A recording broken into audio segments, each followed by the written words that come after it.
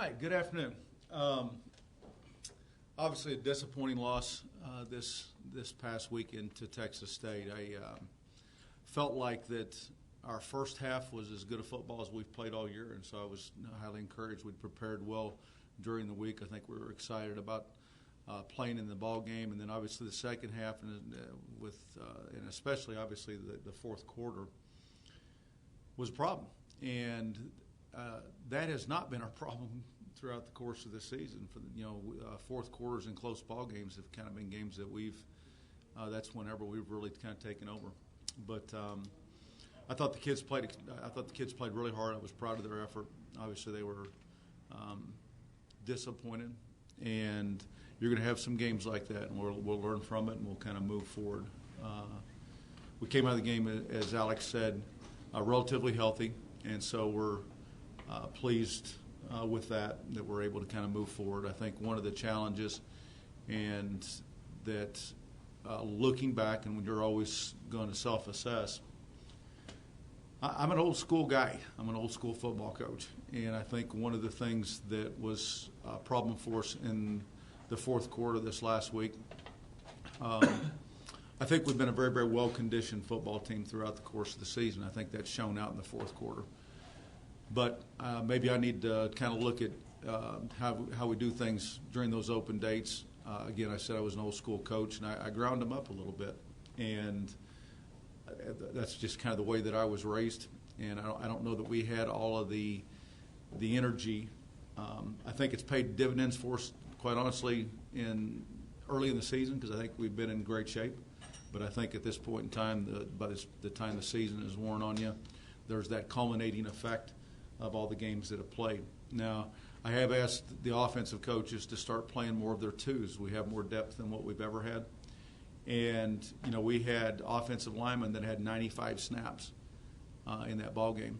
And we had receivers that had 80 snaps in that ball game, and that's way too many snaps, and especially with the tempos that are going on right now. And then defensively, again, I think we wore down and we lost our discipline against an option football team. That's going to be you're going to pay for it, and obviously we did. So we'll shake it off. We'll learn from it. We'll move forward, and obviously got a huge challenge this week against, I think, a very, very good Texas A&M football team. I think this is a team that is a top 10 team. I think that they had the unfortunate task of playing Alabama, Ole Miss, and Mississippi State in back-to-back weeks, and I would challenge anybody in college football to play those three games in a row and see how you fare.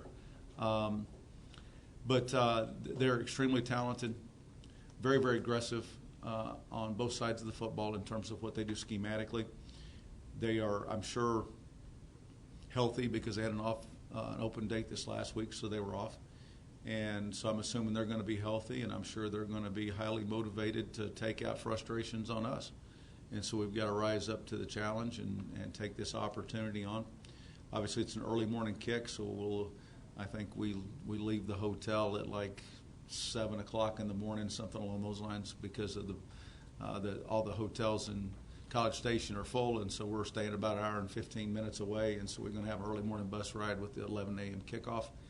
And but again, this is one of the great venues in college football, and one of the great atmospheres in college football. And so our players, our staff is excited about going down there and trying to get better this week. So questions? You mentioned in the past that your guys have played games against teams like Oklahoma. So just is the shock value gone of going in those big stadiums? You mentioned that earlier in the season. So is that something that you think can help you again in this game? Well, obviously we have a tremendous amount of respect for our opponent first and foremost, but as you're speaking to, I think that this is a great venue, but we've done this multiple times. This isn't for this football team either this year or in the last 4 years. We've played against ranked teams, and we've played in great venues, and so consequently, I don't expect any negative response out of any of our players in relation to not being able to handle that type of environment. it's another tier, obviously, in the SEC, but and obviously you guys didn't win the Kentucky game, but to give you any confidence how the Kentucky game started that you can go toe-to-toe with an SEC team? Yeah, I think that, and I think in that game we wore down a little bit too, as I mentioned before. But we need to go out and play football, not worry about opponents. That's kind of what we've always tried to do. I don't know that we've done a great job this year of doing that, but that's something we've always tried to do. Is not worry about what's on the helmet or where you're at. Let's just go play, and to have some confidence, obviously, in yourself and your teammates. And I think that certainly when you have, I thought that was a very good Kentucky team. I think that's kind of proven to be true too as you look at some of the scores. You hope that as they look back on some of those things, they recognize that if they play well, they have a chance to win. And the key is making sure that we play well throughout 4 quarters. And sometimes the depth in some of these games becomes difficult because they're able to substitute a little bit more freely, and that means that we have to just rise up. And if we do have some twos in, they have to respond.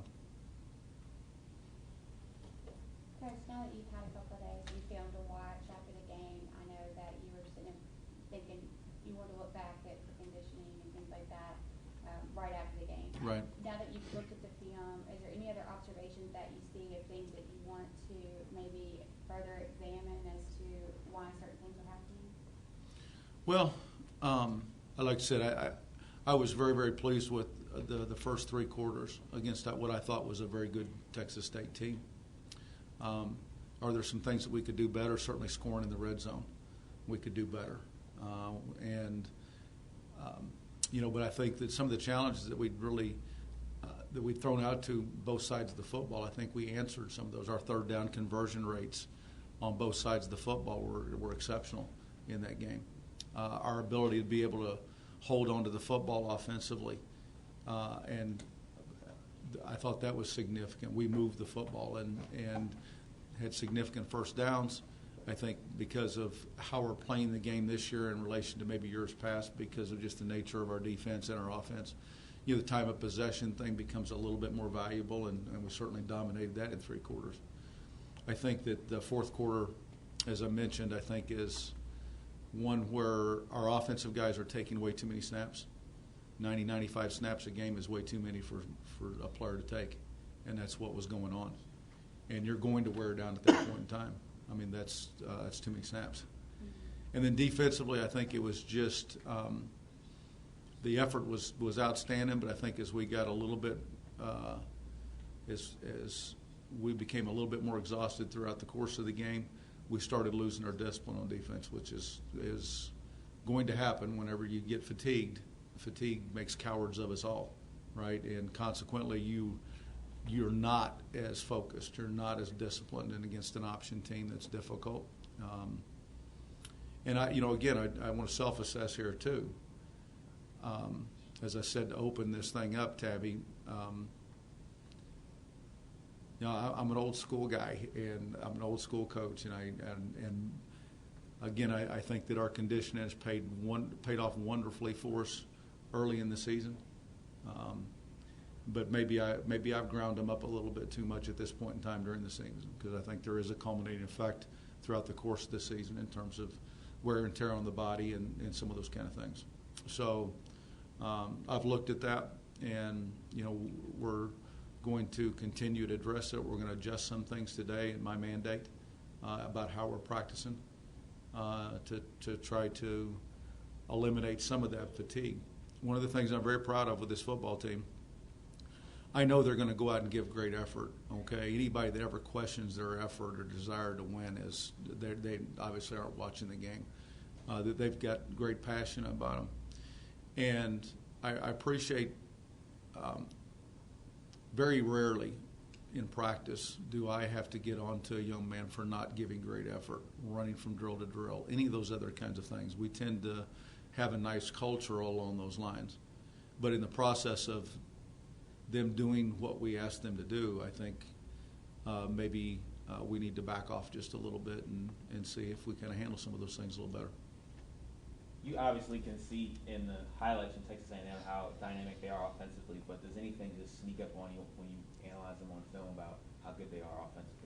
Well, they've got great players, and they're going to challenge you with their scheme, and that's what great football teams do. There's some great football teams that can get away with not worried about challenging with their scheme, just saying my guy's better than your guy, and we're just going to keep it simple and not make mistakes. Texas A&M, they're really aggressive. Again, they've got great talent, but there is they'd use an awful lot of different things when they throw things at you. There's play action. There's misdirection. They do a good job, I think, of kind of finding out what some of your tendencies are and playing against them. If your linebackers are reading the offensive line, they're going to give you some false keys and put the ball going in a different direction. And when I say challenged by this, by their scheme, those are the kind of things that necessarily you generally don't see with some of the elite, talented teams, around the country. They're not going to necessarily challenge you with that, and they do. And they've got a lot of things that they do, and they have a lot of fun with it. They're a high tempo team, and once they recognize that they're getting you a little bit tired, they're going to put on the step down the pedal a little bit harder and go a little faster. So they do a great job. You said you're old school and you don't want to run your team into the ground, but just after a loss like that, how do you prepare this team for this game and not, most coaches say, okay, we lost, we're going to go out and do this, or we're going to look at film 10 times longer because we lost. So how do you go out in this game and reinstill confidence in your team without wearing them down at the same time? You hope that your team is well grounded enough to where they understand who they are. I don't think there's no question that when you have a loss, there's a little bit of doubt. I mean, we're a few plays away from talking a lot differently right now. Just a few plays in that game, and everything's different. Everything's changed. And I'm sure Texas A&M's kind of going through the same thing. They start the season off hot. They play 3 good football teams just like we have. They've had 3 losses, and in those 3 losses, all of a sudden the last one was not a good loss. And what ends up happening is guys quit. They forget who they are, and they start listening to other things, the pundits and all that other kind of thing, rather than recognizing how good they were in the first 5 games. And there is some, there is a little bit of a pile-on along those lines. And so guys have to respond. And that's what we have to do right now is we have to respond.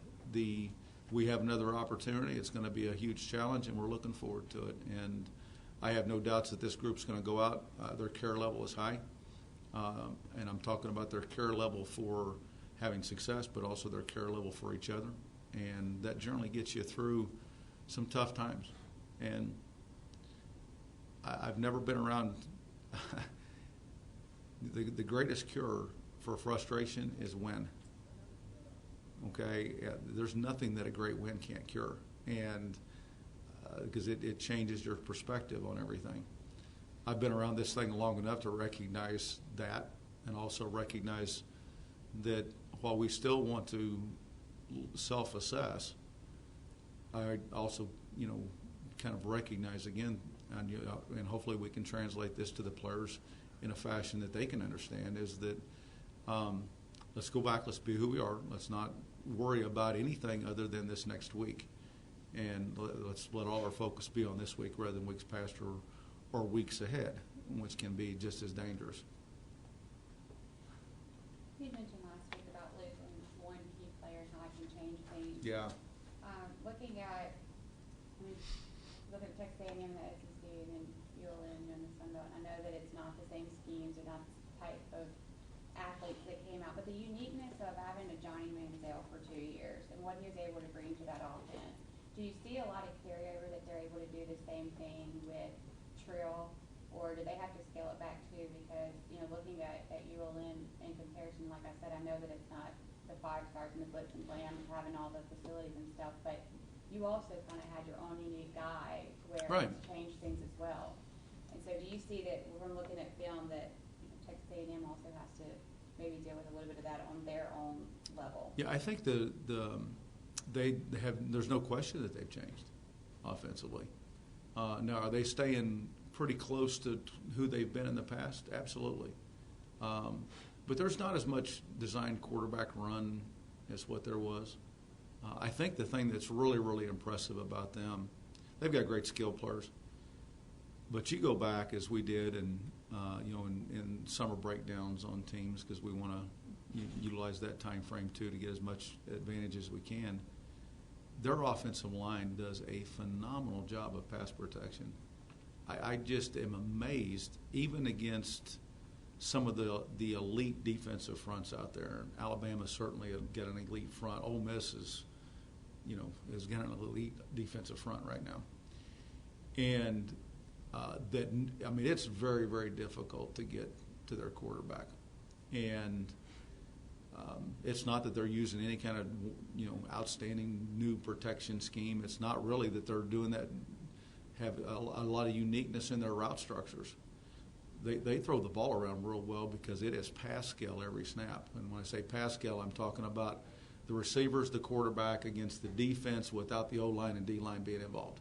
Because quite honestly, their O-line has neutralized any defensive, any kind of defensive pressure. Now Alabama started getting to them, and that was kind of probably a little bit more of a game changer. But their time to throw the football has just been incredible, and I've even remarked there several times where, hey, you give me that much time and I could complete a pass, and I trust me, I know I don't have that strong an arm anymore, but it's incredible.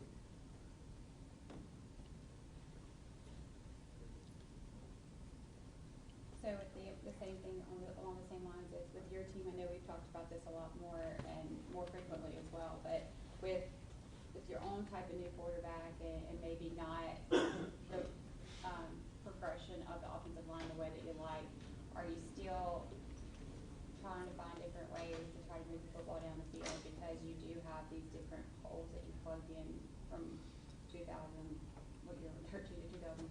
Right. Yeah, I think that one of the things out of this last ball game that I feel like that some of that chemistry between the quarterback and the receiver is coming to fruition now, and I'm excited about that. There is, and I think that is so important, and especially when you start talking about a new quarterback who's just got limited time. They might understand the route concepts and the structures and all that, but there's a feel that goes on in order to be a great throwing football team, and we have been great. We understand what that's supposed to look like. We've been a great offensive football team in the past throwing the football, and in my opinion, anyway. And I think we're starting to see some of that, and I'm excited about that. I really am. I don't care how we win. I've said this multiple times. Now, if you gave me the choice of how a game would be played out, I would throw it 72 times. That's just me.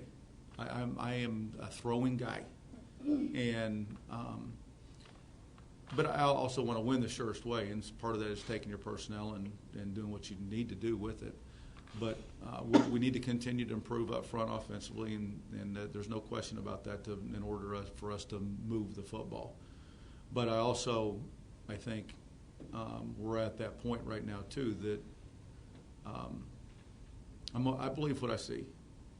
Okay, and I'm not, and I think we're all at that same point that what's the surest way for us to move the football might not necessarily be the run game right now, based off our history so far.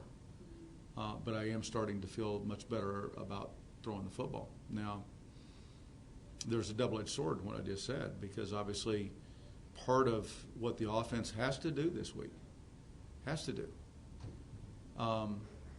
is we have to control the football on offense. So we on defense can not have to take a significant number of snaps in a row. And so to protect, it's a much different game, I think. Ron brought up LSU earlier, which was an outstanding football team. But LSU, I think, was a very, very good defensive football team and was a little bit offensively challenged. And so consequently, the defense had to play great, and the offense had to find a way to make sure, hey, keep the defense off the field. Let's get this thing in the fourth quarter. All those other kinds of things.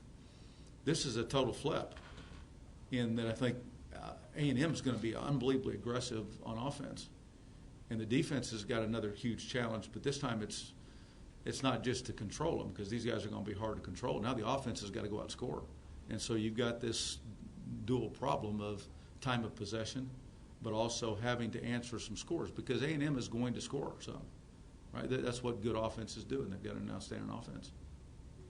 Given how hungry both these teams are, what they've been through in the last few weeks, how critical is the beginning of the start of this game?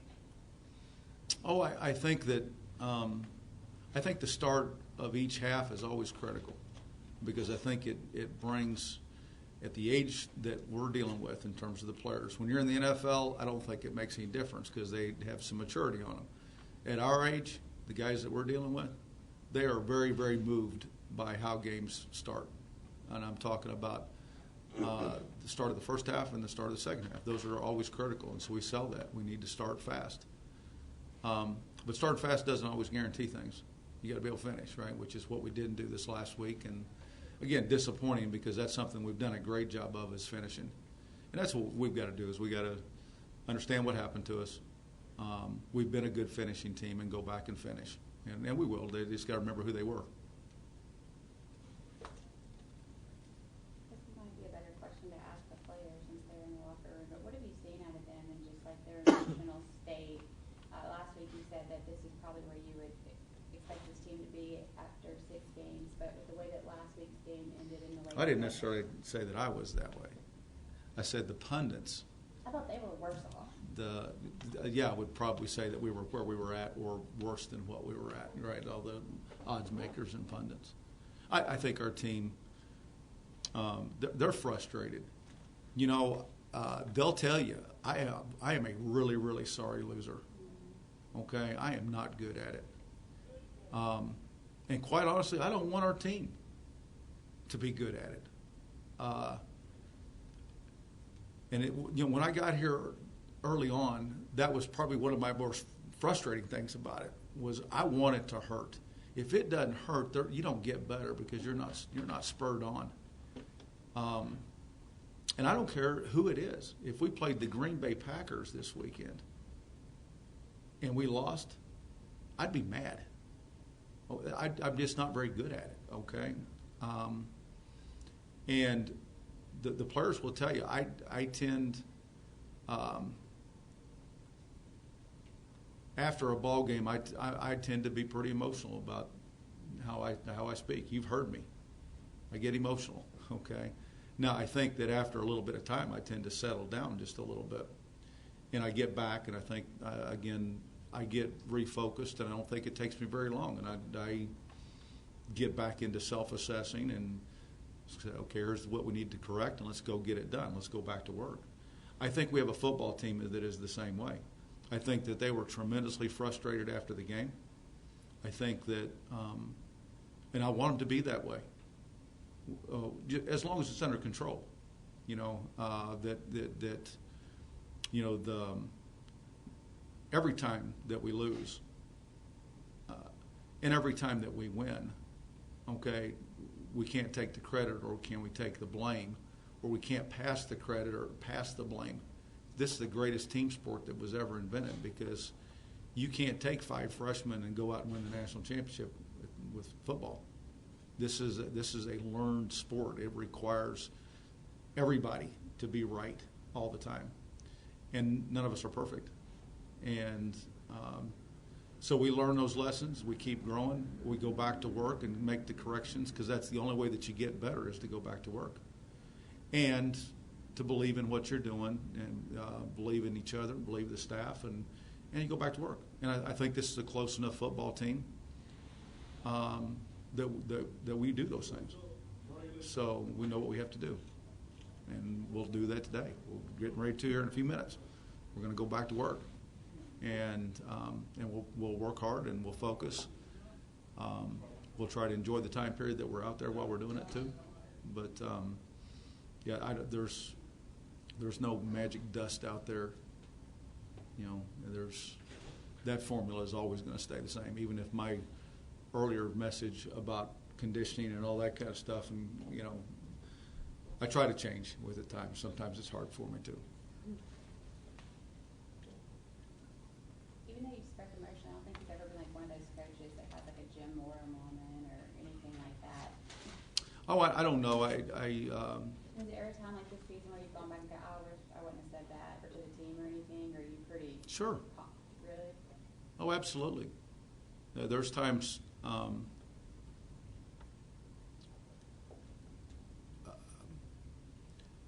yeah, because like I said, I get emotional, I get fiery, and the players will probably tell you when I get fiery, I have a little different look about me, and you haven't seen it yet. I don't want to. But, it's because I care. And, it's, again, this isn't, we're talking about me a lot here, and this isn't about me, it's about them. And that's kind of how I feel about it. It's not, I'm going to be in this thing for a while. I'll win and lose games and all that kind of stuff. I really, really hurt for them because I recognize they don't have very many opportunities.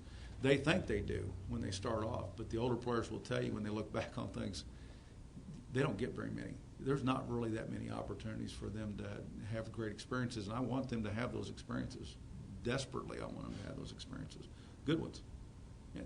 But sometimes the bad ones tend to make you a lot better sometimes. So